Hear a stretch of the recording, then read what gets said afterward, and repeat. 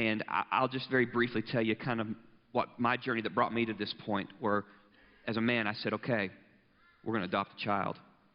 And it started with the recognition of just literally what I'm going to call the overwhelming need.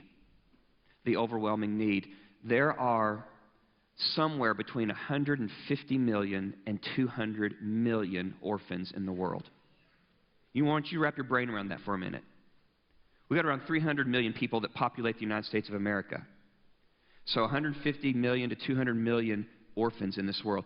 It's staggering. In Colombia, the country that we're believing God's steering us to, there are over 500,000 orphans in Colombia.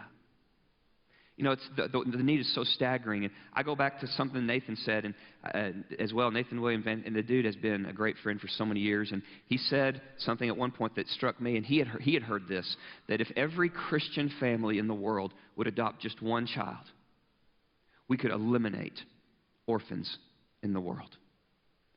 And you know, I don't know what all I can do, but we can adopt one. And so as we think about, you know, why would I do this as a man? Well, you know, as a man, men are fixers. We see problems, we want to fix it, right, guys? And I can be a part of the solution. I can adopt a child.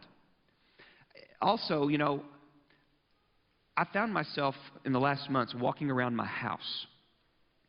I walk around my house and I think to myself, there's room in this house for another human being. There's room.